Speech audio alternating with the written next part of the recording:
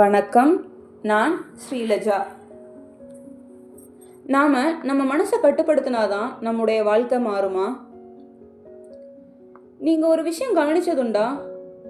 நீங்கள் ஒரே விஷயத்தை நினச்சி பயந்துக்கிட்டே இருந்தால் அதே மாதிரி சம்பவம் தான் உங்கள் வாழ்க்கையில் அதிகமாக நடக்கிற மாதிரி இருக்கும். நீங்கள் ஒருத்தரை பற்றி மட்டுமே அடிக்கடி யோசிச்சுக்கிட்டே இருந்தால் அவரை பற்றின நினைவுகள் தான் உங்களுக்கு அதிகமாக வர ஆரம்பிக்கும். ஏன் தெரியுமா? நம்ம மனசு ஒரு காந்தம் மாதிரி. நாம் எதுக்கு கவனம் அதிகமாக கொடுக்குறோமோ அதுதான் பெருசாக மாறுது. அதுதான் நம்மளால் ஈர்க்கவும் படுது. நம்முடைய மனசு ஒரு நிலம் மாதிரி. அதில் நாம் என்ன விதை போடுறோம் அப்படிங்கிறது ரொம்பவே முக்கியம். நாம் முடியாது அப்படிங்கிற விதையை போட்டோம் அப்படின்னா அதுக்கான சூழ்நிலைகளை நம்ம மனசு தேட ஆரம்பிக்கும்.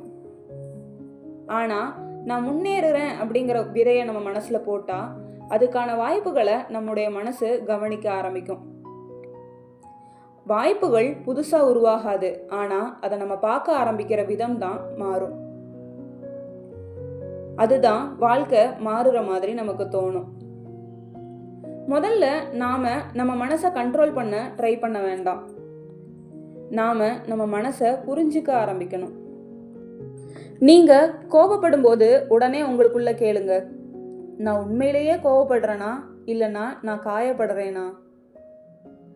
சில நேரம் நம்ம கோபத்துக்குள்ள காயம் இருக்கும், சில நேரம் நம்ம பயத்துக்குள்ள அவநம்பிக்கை இருக்கும். நீங்கள் உங்கள் மனசை கேள்வி கேட்க ஆரம்பிச்சிங்க அப்படின்னா உங்கள் மனசு அதுக்கு தெளிவாக பதில் சொல்லும். நம்ம மனசு சின்ன சின்ன விஷயத்துக்கு கூட ரொம்பவே வேகமாக ஓடும். ஆனால் வாழ்க்கை நிதானமாக தான் நடக்கும். நம்மளை யாராவது ஹர்ட் பண்ணிட்டாங்க அப்படின்னா நம்ம உடனே மெசேஜ் அனுப்ப வேண்டாம், உடனே ஃபோனும் பண்ண வேண்டாம்.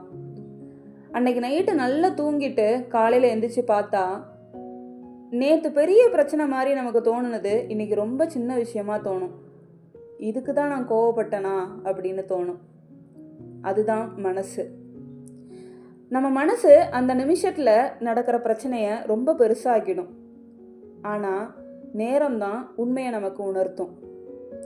உதாரணத்துக்கு ஒரு பெண், அவளுக்கு எப்போதுமே ஒரு பயம், எனக்கு நல்லதே நடக்காது. அவள் எந்த விஷயத்தை ஆரம்பிக்கும் போதும் அவளுடைய மனசு சொல்லும், இது தோல்விதான், இந்த உறவு கடைசி வரை எனக்கு நீடிக்காது அப்படின்னு. அவள் ஆரம்பிக்கும் போதே அந்த உணர்ச்சியோட தான் ஆரம்பிக்கிறா. அதனால் அவளோட கான்ஃபிடென்ஸ் அவளுக்கு குறையுது, அவளுடைய எனர்ஜி குறையுது, அவளுடைய முடிவெடுக்கும் திறனும் குறையுது. கடைசியில் அவள் நினச்ச மாதிரியே அந்த விஷயம் தோல்வியில் தான் முடியுது. அவள் கடைசி சொல்லுவா, பாரு நான் சொன்னது தானே, நான் நினச்ச மாதிரியே நடந்துட்டு பார்த்தியா அப்படின்னு. ஒரு நாள் அவள் முடிவெடுத்தா, நான் என்ன நினைக்கிறேன் அப்படிங்கிறத நான் கவனிக்க ஆரம்பிக்கணும். அவள் தினமும் காலையில் எழுந்ததும் ஒரே ஒரு வாக்கியம் சொன்னான், இன்று எனக்கு ரொம்ப நல்ல நாள். இதை தினமும் சொல்ல ஆரம்பிச்சா. வாரம் ஒன்றுமே மாறலை. ஆனால் 2வது வாரத்திலிருந்து அவளுடைய கவனம் மாற ஆரம்பிச்சுது. சின்ன சின்ன நல்ல விஷயங்கள் கூட அவ கண்ணுக்கு தெரிய ஆரம்பிச்சது. அவ அதை கவனிக்க ஆரம்பிச்சா. அந்த கவனம் அவளுடைய உணர்ச்சியை மாத்துச்சு. அவளுடைய உணர்ச்சி அவளுடைய செயல்களை மாத்துச்சு.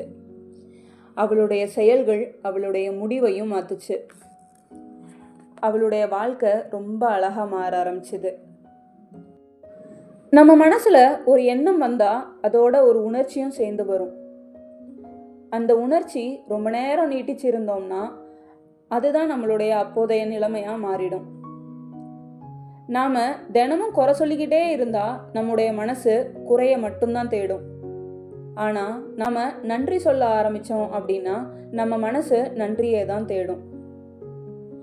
மனசை கட்டுப்படுத்துறது அப்படிங்கிறது நாம் நம்மளுடைய உள்ளுலகத்தை மாற்றுறது. ஆனால் நாம் உள்ளுலகத்தை நம்ம மாற்றினா நம்மளுடைய வெளியுலகம் நமக்கு பிடிச்ச மாதிரி மாறிடும். நம்மால் நம்ம எண்ணங்களை நிறுத்த முடியாது. ஆனால் நாம் அதை எங்கே வர நீட்டிக்கிறோம் அப்படிங்கிறத நாம் முடிவு செய்யலாம். ஒரு எதிர்மறை நினைப்பு வந்தால் அதை தொடர்ந்து 20 நிமிஷம் நீங்கள் யோசிச்சுக்கிட்டே இருந்தீங்க அப்படின்னா அந்த எதிர்மறை நினைப்பு உங்களுக்கு பயத்தை தான் கொடுக்கும். அந்த நினைப்பை பார்த்து இது தேவையில்லை அப்படின்னு நீங்கள் விட்டுட்டீங்க அப்படின்னா அது மெதுவாக குறையும். நம்முடைய கவனம் தான் நம்முடைய சக்தி. நாம் எதை கவனிக்கிறோமோ அதுதான் பெருசாக மாறும். நாம் கோபத்தில் இருக்கும்போது எடுக்கக்கூடிய முடிவுகள் வேற மாதிரி இருக்கும். ஆனால் அதே நாம் அமைதியாக இருக்கும்போது எடுக்கிற முடிவுகள் வேற மாதிரி இருக்கும். நம்முடைய உணர்ச்சி தான் நம்மளுடைய செயல்களை வழிநடத்தும். பயம் நம்மளை நிறுத்தும், ஆனால் நம்முடைய நம்பிக்கை தான் நம்மளை அடுத்த கட்டத்துக்கு நகர்த்தும். நம்முடைய பயம் நமக்கு என்ன சொல்லும் அப்படின்னா இது நடக்கவே நடக்காது அப்படின்னு. ஆனால் நம்பிக்கை சொல்லும் ஒரு தடவை முயற்சி பண்ணி பாரு அப்படின்னு.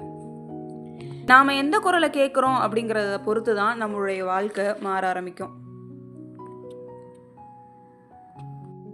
நம்ம வாழ்க்கையில் காற்று என்றைக்குமே வீசிக்கிட்டே தான் இருக்கும்.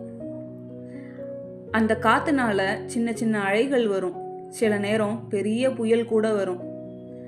ஆனால் நீர் அமைதியாக காத்திருந்தா அலை தானாக குறையும். அதே மாதிரி தான் நாமளும் நம்ம வாழ்க்கையில் பிரச்சனைகள் வரும்போது அமைதியாக காத்திருந்தோம் அப்படின்னா நம்மளால் தெளிவான முடிவு எடுக்க முடியும்.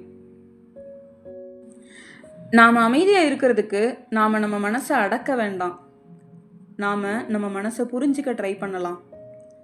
நாம் நம்ம மனசுக்கு அமைதியாக இருக்க பயிற்சி கொடுக்கலாம். நாம் நம்ம மனசை மெதுவாக வழி நடத்தலாம். வாழ்க்கையை சந்தோஷமாக நிம்மதியாக லீட் பண்ணலாம். இந்த பதிவு உங்கள் மனசுக்கு ஒரு அமைதியையும் தெளிவையும் கொடுத்துருக்கோம் அப்படின்னு நான் நம்புகிறேன். நன்றி.